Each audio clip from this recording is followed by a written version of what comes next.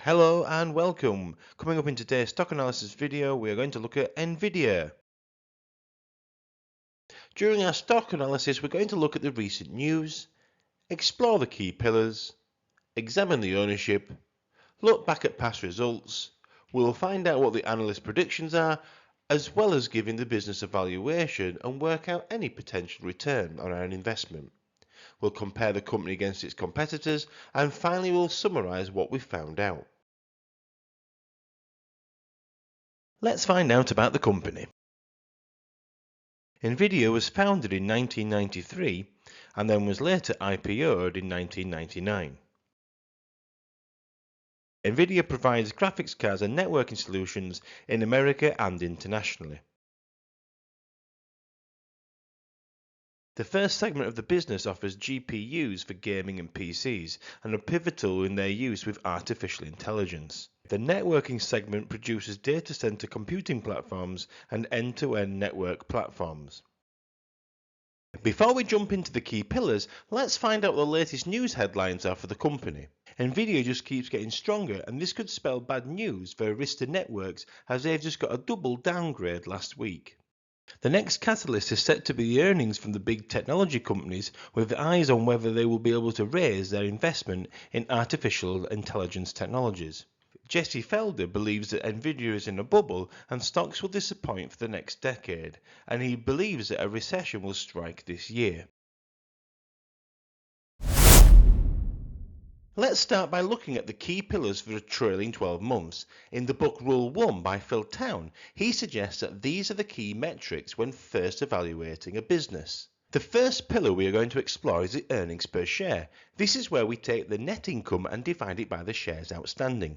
The higher the number, the more profitable the company. And this has increased by an incredible 585%. Now let's look at the free cash flow, which is the money a business can generate from its operations. Nvidia's free cash flow is up by 673%, which is totally amazing. Then we come to the next pillar, which is revenue, and this tells us how good the company is at generating income before deducting expenses. And their revenue is up 127%. Book value is calculated by subtracting the total liabilities from the total assets, and this indicates the equity growth for the company. And book value is up 95% since last year. Now we want to turn our attention to the management of the business by looking at the return on invested capital and the return on equity.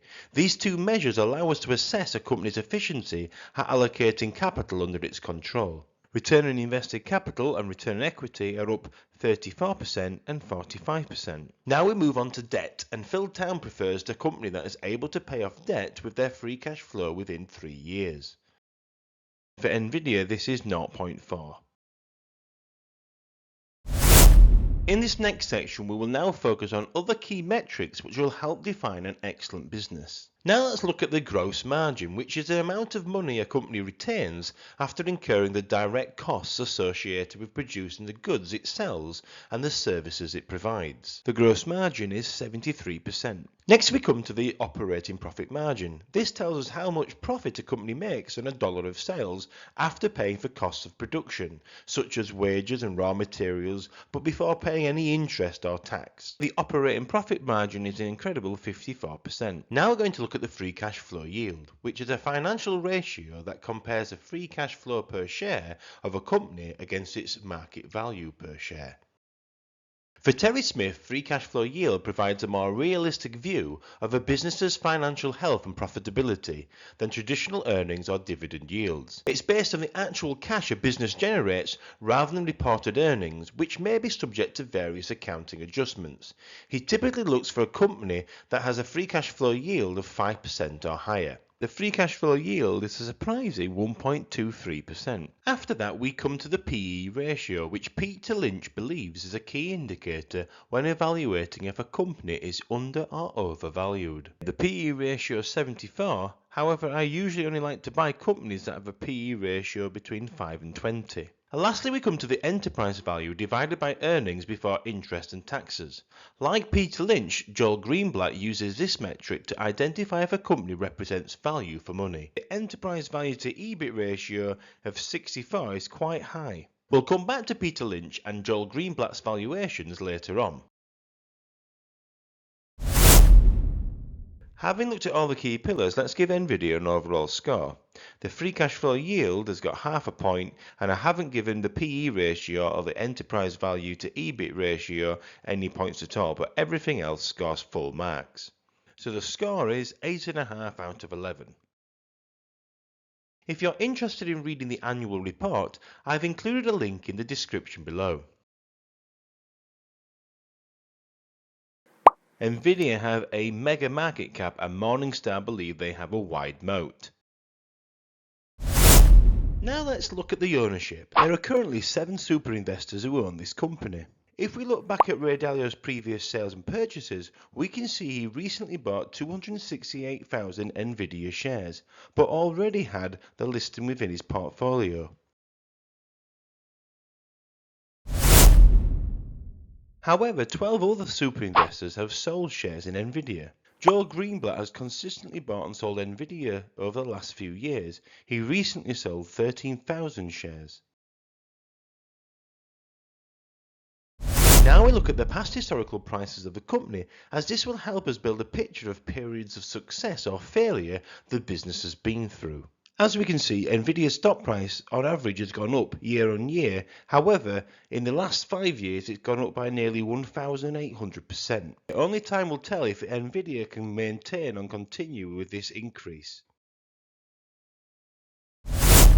So let's see what the analysts think. On average, the analysts believe that the price target should be about $900, but some believe it can go as high as $1,200. Whilst many analysts believe the stock price is overvalued, they argue that the company has a very profitable future. The overall consensus is a strong buy, and collectively the analysts believe that the company can't sustain the growth and will drop to about 10% over the next 5 years. Now, in order to build a valuation, we need to look back at the past, but also decide on a possible future for the company. Let's look back for the trailing 12 months and see what insight this gives us. The PE ratio is 74, the earnings per share is 11.93, which is an 885% increase. Free cash flow per share is 10.83, which is a 613% increase. Revenue is 24.43, which is 127%. Book value per share is 17.23, which is 95%.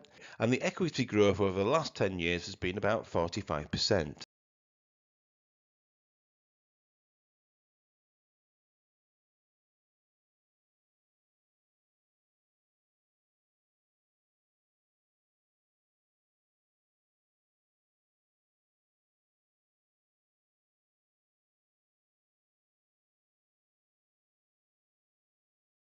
The revenue and expenses chart shows that Nvidia have generated nearly $61 billion, and also their gross margin is 73% of that, and that is $44 billion.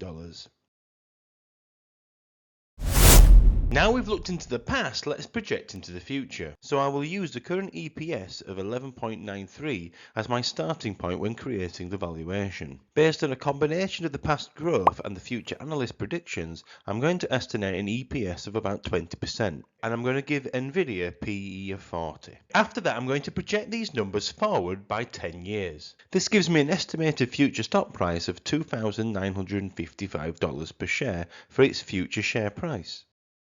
We then need to include a 15% return, and then we work out the current value that Phil Town calls a sticker price at $730. And finally we're going to apply a margin of safety, and in this case it's going to be a generous 50%, which gives me a buy price of $365. If I apply a 20% margin of safety, this gives me a buy price of $584. In this next section, we're going to split the chart into different zones. Our first zone is a market bottom price for Nvidia, which is about $115, and then zone 2 is between $115 and $396, and we currently seem to be in zone 3, which is between $731 and $947. And finally, zone 4 is what we identify as our exit strategy, or at least the point we take some profits off the table, which is over $947. In this next section, I'm going to get some help from some super investors. To start off with, I will use the Peter Lynch PE ratio model to help determine if the share price is overvalued, fairly valued, or undervalued. So we take the share price add the dividend yield, and divide it by the current PE ratio. Okay, so this model suggests that Nvidia is currently very undervalued. Then we're going to move on to Warren Buffett's 10 cap model, where you divide the free cash flow with the market cap. The higher the percentage, the more the company is undervalued. So at 1%, this suggests it's overpriced. After that, we're going to move on to Joel Greenblatt's favourite tool for working out if a company is correctly valued, which is dividing the enterprise value by the earnings before interest and tax. At 64, this also suggests the company is overvalued. Finally, I've also included Phil Town's earnings per share growth model that I used earlier. This suggests that based on the growth valuation, it's overvalued and above my sticker price. If you're interested in reading any of the books by the super investors I've mentioned today, please look in the description to find out more information. In this graph, we're going to compare the operating profit margin of Nvidia, Intel, Broadcom, AMD and Qualcomm. By comparing the operating profit margin, we can see the relative performance between Nvidia and its main competitors. Surprisingly, Qualcomm has a better operating profit margin than Nvidia, but it's only by 2%, although Nvidia is better than all its other rivals.